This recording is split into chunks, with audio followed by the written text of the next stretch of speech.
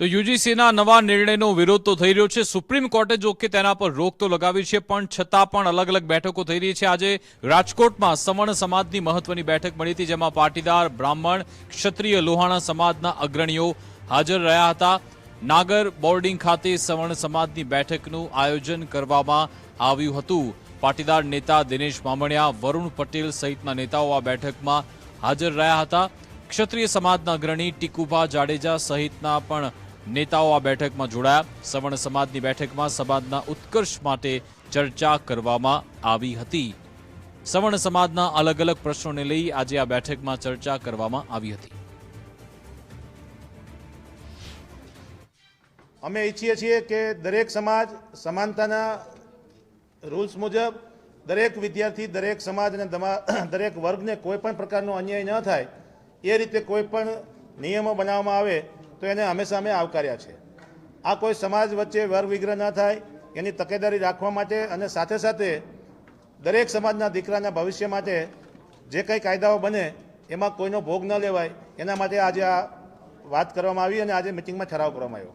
સાથે સાથે સમગ્ર ગુજરાતના સવર્ણ સમાજનું એક સમન્વય સમિતિ સમગ્ર ગુજરાત ખાતે અને દેશના લોકો સાથે કનેક્ટ થઈ રીતે એના માટેનું આયોજન કરવાની વિચારણા અને ઠરાવ કરવામાં આવ્યો। કોર્ટે જે આદેશ કર્યો અને નવો ડ્રાફ્ટ તૈયાર કરવાનું સરકારને કીધું, એટલે એક રીતે જોવો તો એ આ કાયદો રદ કર્યો। સુપ્રીમ કોર્ટે નવો ડ્રાફ્ટ તૈયાર કરવાનું કીધું, એટલે અમે બધા ખૂબ આનંદ વ્યક્ત કરીએ છીએ। અને આજે જ્યારે અમે સવર્ણો ભેગા થયા છીએ ત્યારે હું ફક્ત વર્ણગુરુ બ્રાહ્મણ, એટલે અમે ક્યારેય કોઈના વિરોધમાં હોઈ શકીએ નહીં। અને હમણાં જ આપણે બધાએ જોયું કે -40% જે લોકો હોય છતાં પણ એ ડૉક્ટર બનશે, છતાં અમે એનો વિરોધ કર્યો નથી। પણ જ્યારે કારણ વગર હું ફક્ત બ્રાહ્મણ છું, કોઈ ફક્ત ક્ષત્રિય છે કે કોઈ ફક્ત પાટીદાર છે, એના દીકરા દીકરીને જાતિના આધારે જો જેલમાં જવું પડે તો આવું ક્યારેય ચલાવી લેવા કોઈ સમાજ તૈયાર હોય નહીં। અત્યારના 77 વર્ષ આપણે આઝાદીને થયા છે। મહત્ત્વનો મુદ્દો તો અમને એ લાગે છે કે આપણે જ્ઞાતિ જાતિના ભેદભાવ ભૂલી જવા જોઈએ।